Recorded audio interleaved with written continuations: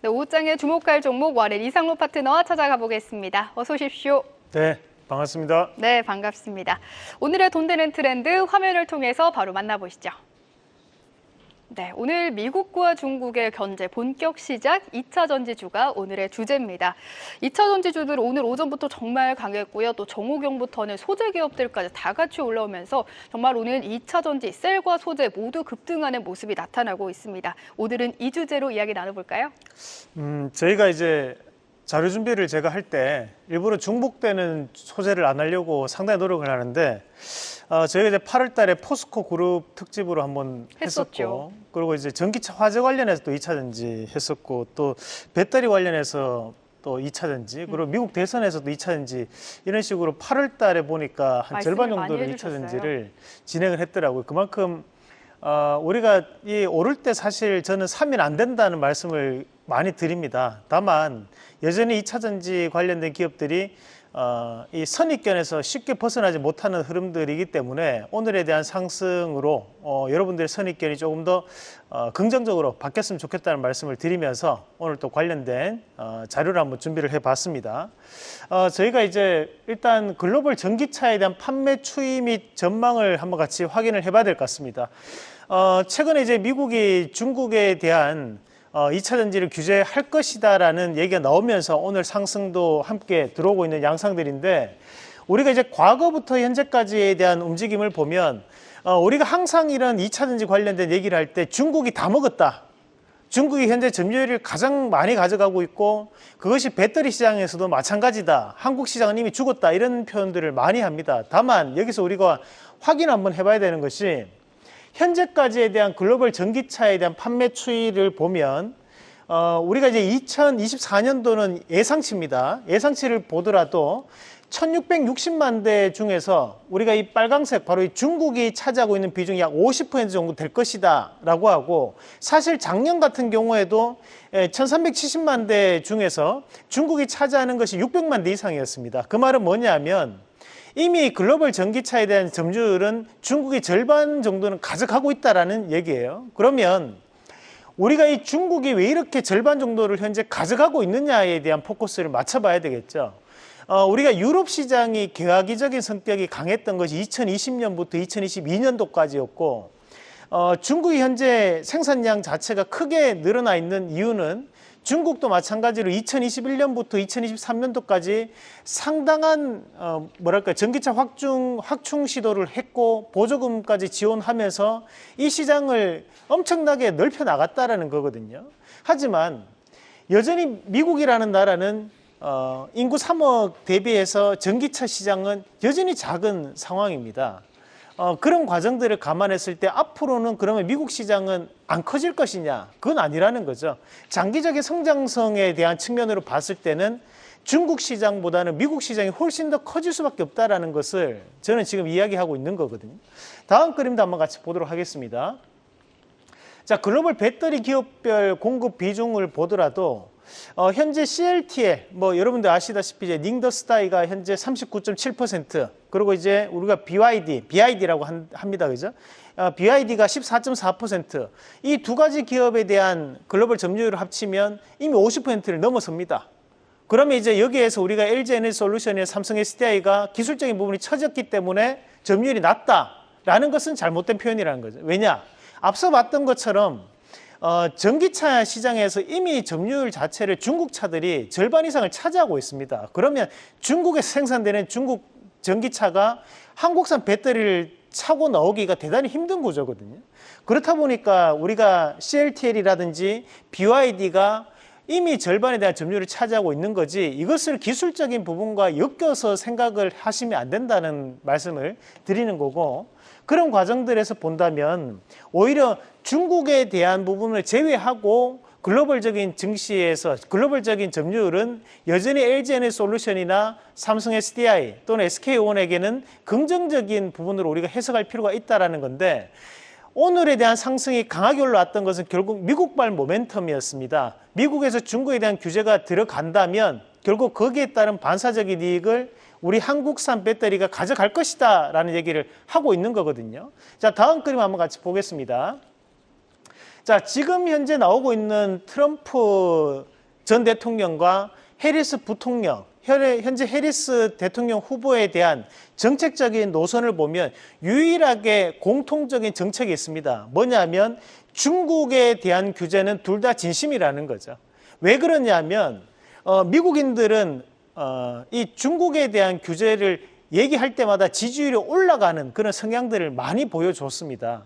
그렇다 보니까 트럼프도 중국에 대해서 상당히 강력한 규제 얘기를 하고 있는 상황이고 그것을 이제 관세를 더욱더 강하게 부과하겠다라는 측면에서 들어가고 있는 과정들이고 해리스 같은 경우에도 마찬가지로 중국에 대한 규제를 이어가면서 중국을 제외한 나머지 국가들에 대한 융합을 시도하고 있는 상황들이거든요.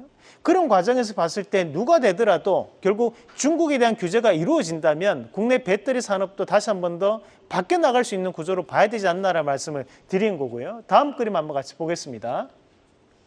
자, 이번에 삼성 SDI가 이번에 그 제너럴 모터스와 배터리 합작 공장에 대한 얘기가 나왔던 지역이 어디냐면 여기 보시면 이제 인디애나 주입니다. 근데 우리가 이 미국 지도를 보면서 중요하게 봐야 되는 것이 이쪽에 동부 지역에 대한 해안선을 따라가는 지역들과 서부 지역의 해안선을 따라가는 지역들과 남부 지역의 여기 하단에 있는 지역들은 대부분 다 신재생 에너지 관련된 일자리들입니다. 그러면 태양광이나 풍력 관련된 일자리라고 보시면 되고 다만 우리가 이 동부 지역에서 조금 안으로 들어가서 미시간, 위스콘신, 인디애나, 일리노이, 오하이오, 켄터키, 테네시, 조지아 그리고 밑에 나오는 엘리바마까지 이 지역들은 전기차 벨트라고 하거든요. 우리가 미국 내에서도 전기차 공장들이 들어서는 곳이 바로 이 지역입니다. 이것은 우리나라 기업들만 들어가는 것이 아니라 미국 내의 기업들이라든지 전 세계적인 배터리 회사들이 모두 다 이 지역에 집중됩니다. 그렇다 보니까 우리가 이 지역 위에 나오는 미시간과 위스콘신, 펜실베니아를 또 러스트 벨트라고 하죠. 그러면 이 지역에 대한 표심은 결국 전기차 시장에 대한 확대를 얘기를 하고 있는 후보들에게 좀 더 강력한 지지를 표명하고 있다고 봐야 되는데 자, 다음 그림 한번 같이 보시면요.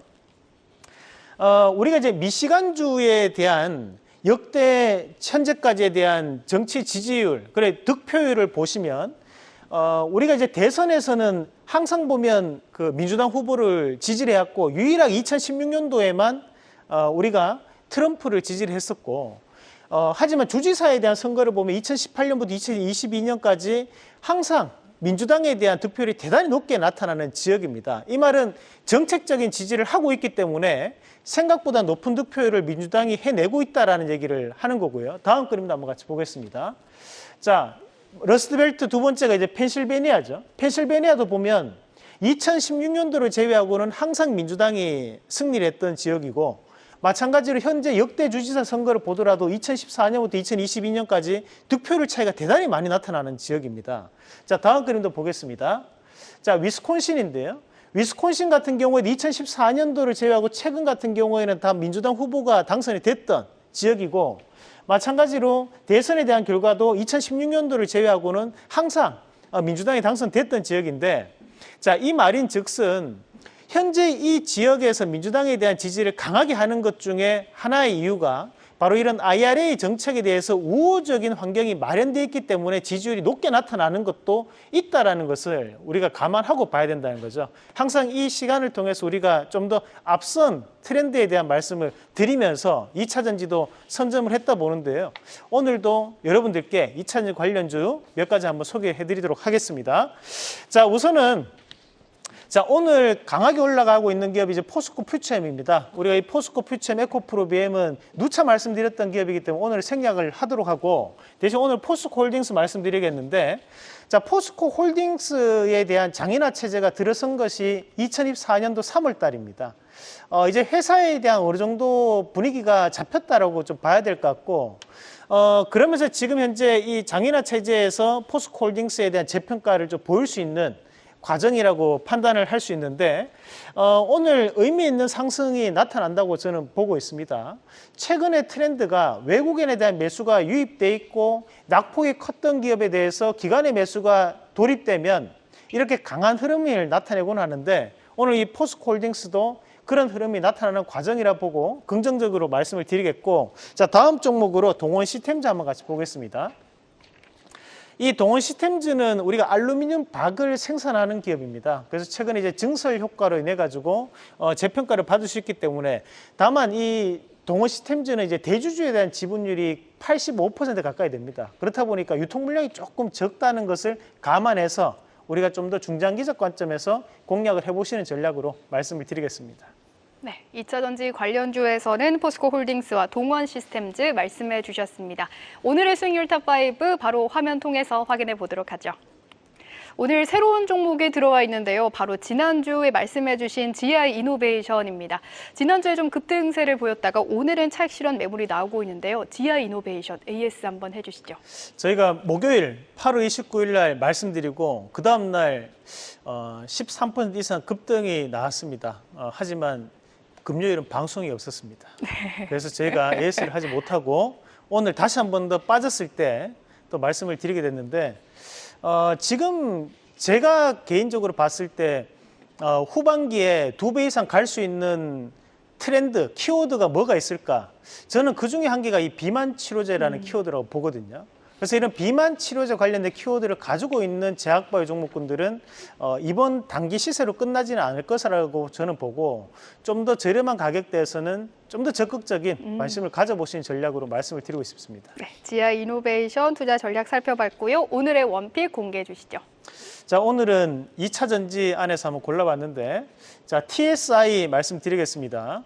국내 전국 공정이라고 하는 곳의 믹싱 장비는 국내 3군데가 유일합니다. 자, JLMNS, 그리고 윤성 FNC, 그리고 한 군데가 이 TSI인데, 이 TSI가 3사와 모두 다 거래를 하고 있는 기업이기 때문에 재평가를 받을 수 있다고 보고, 자, 1차적인 목표가는 7,800원, 손절가는 6,400원 제시해 드리겠습니다. 네, 이상로의 텐텐버거 오늘의 원픽 TSI 말씀해 주셨습니다. 계속해서 다양한 경제 이슈를 알고 싶다면 구독과 좋아요, 알림 설정 부탁드립니다. AI 캐스터 권미정이었습니다.